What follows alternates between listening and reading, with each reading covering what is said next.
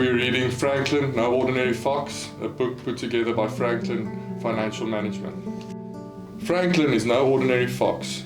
The foxes you see in your town may be sly and cunning, but Franklyn is kind and caring. He's kind to squirrels, he's kind to rabbits, he's even kind to bugs and slugs. You may see other foxes tripping over people's bins and eating leftovers.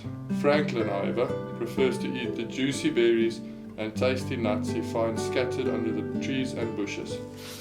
Because Franklyn is so different, other foxes don't understand him at first. Foxes like Mitchell. Mitchell always used to bully Franklyn. In fact, Mitchell bullied all the other foxes. Hi Franklyn, why are you eating that carrot? You are a fox, not a rabbit. Ha ha ha ha. Hey Franklyn, why are you talking to that robin? You should be eating it. Ha ha ha ha. The other foxes would laugh along at Mitchell's mean jokes, mainly because they were scared of him. However, there was one fox who didn't laugh. Her name was Florence. Secretly, she was rather fond of Franklyn, but she was too shy to tell him.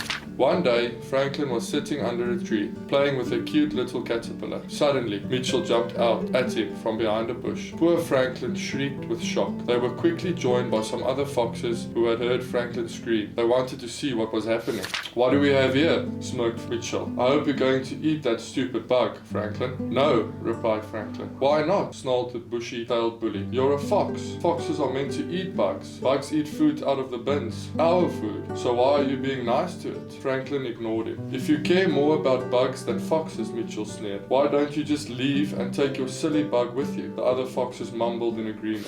Franklyn glanced around the little crowd. He noticed Florence standing there with him. She looked sad. Franklyn gave her a friendly smile and off he trotted into the distance. Florence felt a tight knot in her chest as she watched him go. Was this the last time she'd see Franklyn Fox?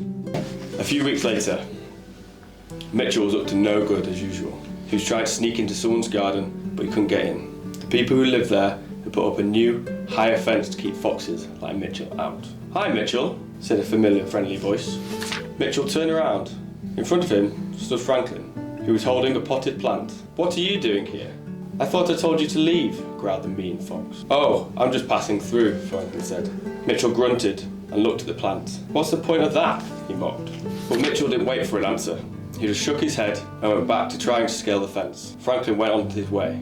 He left the plant outside Florence's home with a note that said, from Franklyn. After another few weeks, Franklyn returned once more. This time, Mitchell was trying to steal from a dustbin. It was proving difficult. All the bins in the town had been replaced with new ones. These new bins were specifically designed to stop animals from getting into them. As Mitchell gnawed at the bin lid, trying to find a way to shove his face inside, he heard a familiar voice again. Hello, Mitchell, said Franklyn. How are you? What are you doing back here? Mitchell growled. Just passing through, Franklyn said with a smile. Luckily, Mitchell was so determined to get into that bin that he didn't pay much attention to Franklyn. Nor did he see that Franklyn was holding his friend, the caterpillar, in his paw, which was just as well. Franklyn went on his way. Once again, he headed for Florence's house. When he reached it this time, Florence was standing outside. Franklyn, how lovely to see you, she cried. Thanks for the plant. It started growing tiny flower buds. You're welcome, Florence, Franklyn replied. I have another gift for you today, and he handed her the caterpillar. Aw, he's sweet, said Florence. Thank you, Franklyn. I'll hopefully see you again soon. And she waved as Franklyn disappeared once again. A few weeks later, Franklyn passed through a third time. As he walked along, singing to himself, he heard voices arguing. He walked on a bit further and came across Mitchell and another fox. They were fighting over scraps in the street. Hello, Mitchell, Franklyn said politely. Both foxes stopped arguing for a moment and looked at him. Mitchell pointed at him and scoffed. Ha ha ha! Look, he's got a basket of berries. That stupid fox.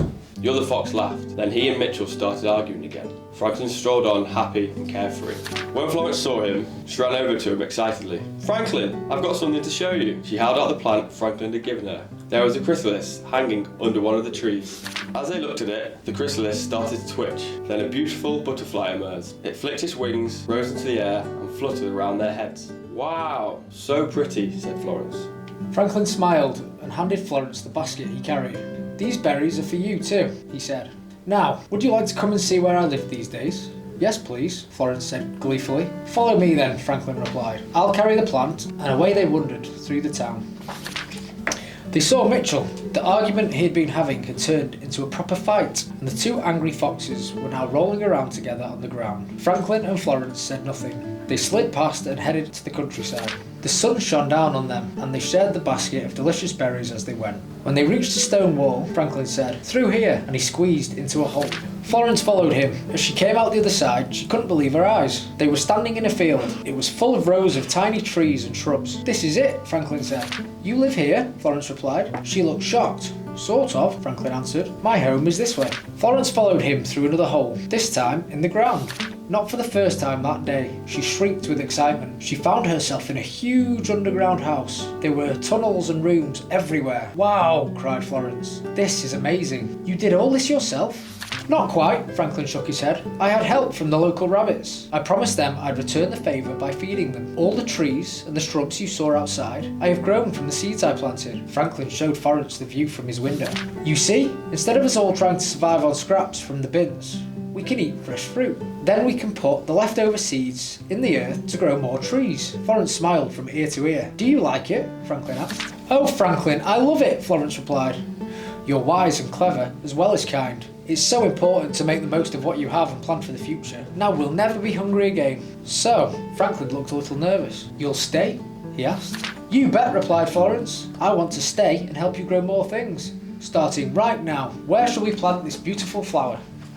The end.